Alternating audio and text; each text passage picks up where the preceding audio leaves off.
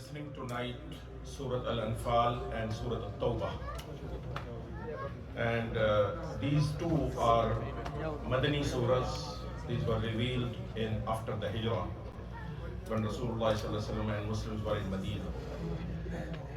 The important thing about these two surahs is that these are the surahs of war. And there are rules of war and fighting, etiquettes of fighting, and other details are mentioned in these two surahs because these were revealed at the war time. We need to note that the Quran al-Karim was revealed over a period of 23 years according to different situations. When somebody asked a question to Rasulullah, the ayat was revealed. When there was a dispute between a husband and wife, the relevant ayat were revealed. When Rasulullah was traveling, the traveling verses were revealed. So when the war was going on, the war verses were revealed. When there was a peace, the peace verses were revealed. So that's how the whole Quran is. Now these two surahs are particularly surahs of war in which the war rules have been mentioned. Surah Al-Anfal, it's talk about the battle of the Badr, and Surah Tawbah, which is next to it, is about the battle of Hunain and battle of Tabuk, and some other details have been mentioned. Now, battle of the Badr was the first ever war in Islam, and Allah subhanahu wa ta'ala gave victory to Muslims, and they have a lot of war booty that was collected after that. There was a difference of opinion among the companions because so far there was no rules that who is going to get what. So Allah subhanahu wa ta'ala revealed the very first ayat of Surah Al-Anfal, يَسْأَلُونَكَ عَنِ الْأَنْفَالِ قُلِ الْأَنْفَالُ لِلَّهِ وَالرَّسُولِ. You should not have any argument on it because this mal belongs to Allah and His Rasul, and whatever they like, the way they will distribute it. Because pre-Islamic Arabia, war was a source of income. They used to fight only to make money.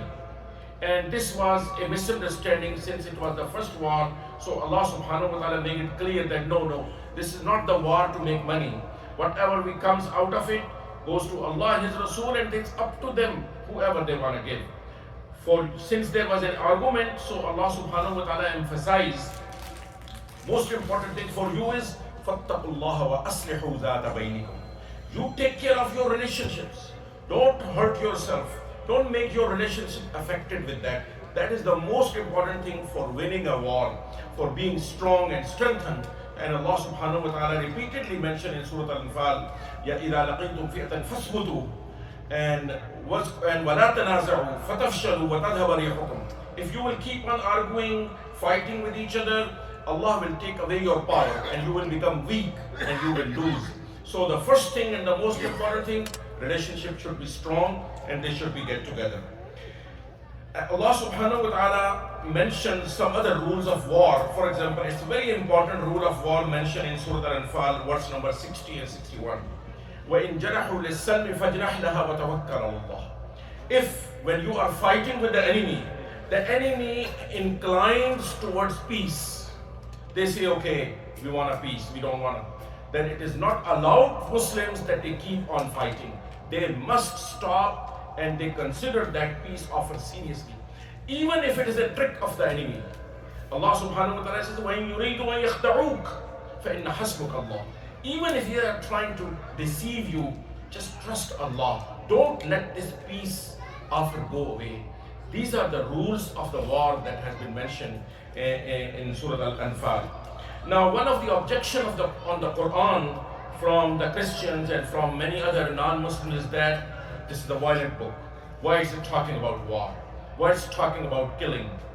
There's nothing like that mentioned in the Gospels, in the New Testament which is the Christian book. Now, it's very interesting that after Isa alayhi salam, when they developed a religion, Christianity, and they made Gospels for that, they did not put any war. So in the beginning of the Christian years, the priest used to teach them, if somebody slapped you on your right cheek, give him your left cheek. Then let him slap more. Because there is no war, we don't fight with anybody. But very soon they realized, this is not going to work. because war is a necessity. You have to defend yourself. Since there were no rules in the book, they came up first with an idea. They call it the idea of just war. That we will have war, but only when it is justified. Later on, they developed into holy war, the concept of the holy war. And since there were no rules in their book, they made their own rules. So they kept on making rules until they reached to a movement which is called in the history of Christianity Inquisition movement. We need to check on this really on the Google. In Spanish Inquisition, French Inquisition, and other Inquisition. What was Inquisition? Inquisition were those church courts. If anybody who goes against the church, there will be a court like a military court, and they will make a decision. And subhanallah, the worst, the horrible decisions in the history of humanity were made by those church courts. This is called Inquisition. Skinning people alive and making their body parts separate. Even they invented machines in which they put a human being and they will move that machine, and gradually the live person will feel his legs and his arms are being separated from the body. You can still see those pictures on the Google.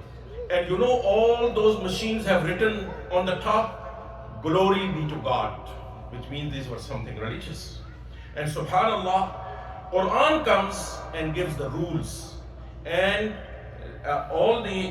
most of the history of the Muslims, and especially in the time of Rasulullah and the Sahaba and the other rulers that they followed the Quran, they treated everybody according to the rules of the Quran. I was reading a book of a Christian. He says that when Muslims ruled over Christians, they dealt with them according to the Quran, how to deal with the people of the book. But when Christians ruled over the Muslim world, when they colonized the Muslim world, there were no rules. It was absolutely exploitation. That they were just misusing their rule and they were using it. So that is the blessing of Allah subhanahu wa ta'ala. Rasulullah sallallahu alayhi wa sallam used to give rules to the armies that you will not kill women, you will not kill children, you will not burn crops, you will not demolish buildings, you will not disturb the people worshipping in their religious places. So these rules that they followed everywhere, that's why people accepted Islam. There is a very well-known British author who writes about the book. The name of the book is Preaching Islam. He talks about how Islam spread it. And you know, it's a very interesting point he says. He says the reason for the Muslim expansion was not the Muslims, it was the people that Islam expanded to, because they invited and they welcomed the Muslims because of this justice that they were dealing with. So my brothers, that is why the Quran have the war verses, war surahs, because it gives the principles of the war. Now, a couple of things about the next surah, Surah Al-Tawbah. Two verses of Surah Al-Tawbah are important because these becomes the victim of the criticism. Verse number 5 and verse number 29. Verse number 5 says that فَإِذَا انْسَلَخَ الْأَشْهُرُ الْحُرُمُ فَاقْتُلُوا الْمُشْرِكِينَ حَيْثُ وَجَدتُّمُوهُمْ وَخُذُوهُمْ وَاحْصُرُوهُمْ وَاقْعُدُوا لَهُمْ كُلَّ مَرْصَدٍ. That you know, when the peace agreement of Hudaybiyah was signed, it was violated. Every tribe that has signed peace with the Muslims, they did not violate. Some of them kept the promise, others violated. Those that they violated the peace agreement, it was broken with them, the peace agreement. Rasulullah sallallahu alayhi wa sallam was ordered by Allah subhanahu wa ta'ala that give them 4 months time to think. After 4 months, either they accept Islam or they move out of this area, or if they don't do it, then they will be killed. So this ayat was revealed, فَإِذَا انْسَلَخَ الْأَشْهُرُ الْحُرُمُ. When the 4 months period is over, فَاقْتُلُوا الْمُشْرِكِينَ. Then kill them. حَيْثُ وَجَدتُّمُوهُمْ. Wherever you find them. وَخُذُوهُمْ. Get them. وَاحْصُرُوهُمْ. Surround them. وَاقْعُدُوا لَهُمْ كُلَّ مَرْصَدٍ. Ambush them. So this was as a result. This is not general. you cannot generalize this ayat that Muslims are being taught in the Quran, kill anybody when you find any mushrik. No, this is irrelevant because this is the words of war. It's not the words of peace. And this needs to be understood in the right context. Otherwise, people are coming on the internet, on the TV and talk shows and yelling about quoting this ayat. Look what the Quran is saying. So we Muslims at least need to understand what does this mean. But subhanallah, still Allah subhanahu wa ta'ala says, even after 4 months, they are still there. They asked you for more time. وَإِنْ أَحَدٌ مِّنَ الْمُشْرِكِينَ اسْتَجَارَكَ, they ask you protection. فَأَجِرْهُ, give them protection. حَتَّى يَسْمَعَ كَلَامَ اللَّهِ, if they stay more with you, they listen to the Islam, to the Quran. ثُمَّ أَبْلِغْهُ مَأْمَنًا, then take them to wherever their protected place is. So there's a lot of wisdom and relaxation in this. The second ayat I want to mention it before I finish is ayat number 29, which becomes a big misuse of this in many books and many, even I have heard recently some talk shows, they were talking about this ayat, that look what this ayat is saying, telling Muslims to kill Christians. This ayat, Allah subhanahu wa ta'ala says, قاتلوا الذين لا يؤمنون بالله ولا باليوم الآخر ولا يحرمون ما حرم الله ورسوله ولا يدينون دين الحق من الذين أوتوا الكتاب حتى يعطوا الجزية عن يد وهم صاغرون.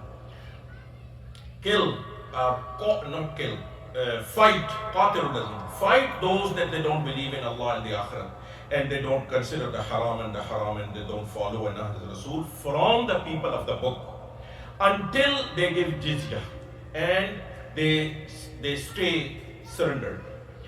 What happened that, Roman Empire was a Christian empire, and they were seeing that in their backyard, in the Arabia, a Muslim state is growing up and is being established, and no superpower likes in their backyard another power is growing up.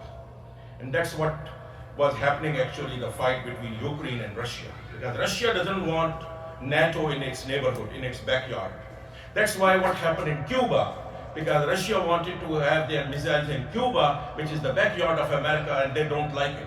So Roman empires did not like that in their neighborhood in Medina, a very strong power is growing. They said before they grow and they become strong, we need to eliminate it. So they sent a huge army and they start preparing. And Rasulullah ﷺ got news, and this was like 9th year, like the last year. Rasulullah ﷺ has worked hard for 23 years, made all the Arabia recently become Muslim, everybody together. Now, if the Roman army comes into Medina and attack, the whole thing will be shattered, and all the hard work will be gone. So Rasulullah ﷺ was very much concerned. First time in the history, Rasulullah ﷺ led himself a huge army all the way towards the Syrian border, because he didn't want to fight this war in Medina. He wanted to fight over there in their area. But unfortunately, the time was so difficult. This was the most difficult journey and war, because it was severe hot. The crops of the date was ready to be picked up, which was for the whole year their food. And it was very difficult. People didn't have money, no food. So Rasulullah said, no, we have to go. We cannot let them come to Medina. So they went, all the munafiqeen excused. And the Muslims went about 30,000 in the leadership of Rasulullah sallallahu alaihi wasallam. And the poverty was so much, you will not imagine. Today we make iftar and we have so much food.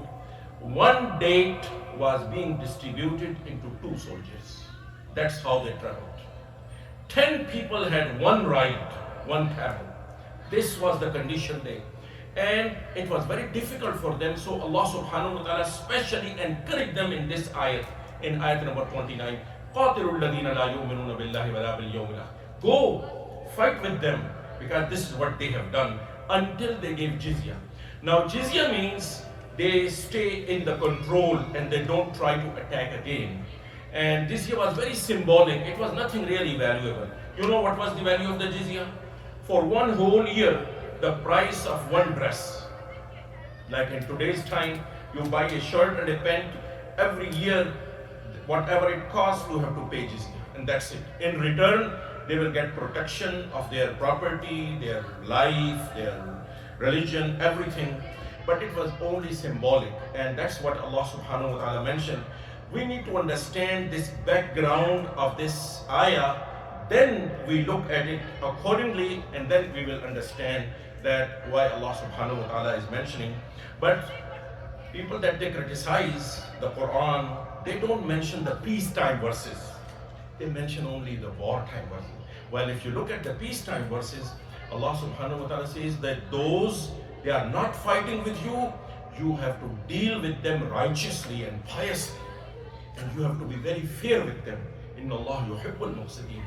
May Allah subhanahu wa ta'ala help inshallah and give us the right understanding of the Quran.